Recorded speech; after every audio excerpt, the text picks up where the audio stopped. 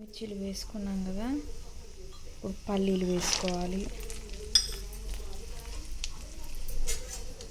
చిన్నగా లో ఫ్లేమ్లోనే పెట్టుకొని వేయించుకోవాలి ఇవి బాగా. తర్వాత పచ్చిమిర్చీలు వేసుకోవాలి. పచ్చిమిర్చీలకి ఇలా ఘాట్లు పెట్టుకున్నాను, ఇలా ఘాట్లు పెట్టుకొని వేసుకోండి. ఇవి కూడా బాగా వేసుకోవాలి, లో ఫ్లేమ్లో పెట్టుకొని వేయించుకోవాలన్నమాట. తర్వాత కరివేపాకు కూడా వేసేసుకున్నాం.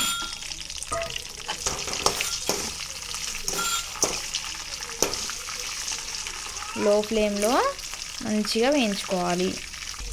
సో ఇవి వేగుతున్నాయి కదా, పక్కన చింతపండు అయితే ఫస్ట్ మనం చింతపండులో వేడి నీళ్ళు కొంచెం పోసుకొని ఇలా ముందుగానే నానబెట్టుకోవాలన్నట్టు. ఈ చింతపండు అనేది బాగా నానుతుందన్నమాట. అట్లాగే రైస్ కూడా ముందుగానే రైస్ వండు వేసుకొని పక్కన పెట్టుకో. ఇవి బాగా వేపుకోవాలి. ఇవి వేగేలోపు మనం పక్కన చింతపండునైతే ఇలా పిసుకొని రసం అయితే తీసుకొని పెట్టుకుందాం. ఇలా మనం చిక్కగా పిసుకొని రసం తీసుకోవాలి.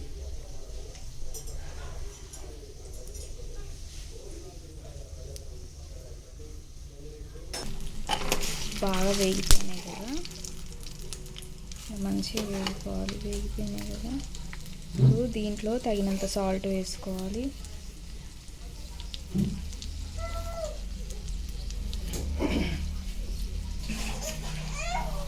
ఇప్పుడు ఇందులోనే పసుపు కూడా వేసుకోవాలి. మంచిగా కలుపుకోవాలి.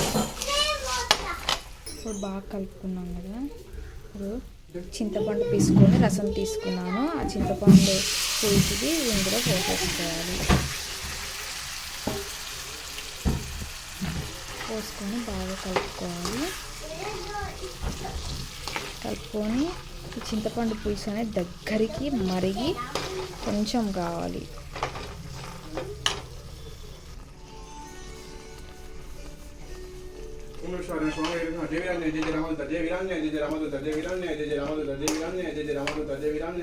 ఇప్పుడు ఇందులో వండుకొని రైస్ పెట్టుకున్నది ఇది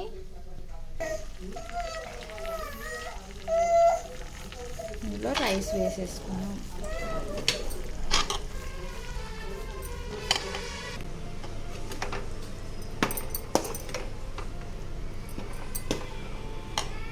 భూమికి ప్రకృతికి ఏదో కానీ ఈ మనుషులను వాళ్ళు ఉన్నారు కదా, వాళ్ళే కాపాడుకోలేనంత పరిస్థితుల్లో చాలా మంది ఉన్నారు.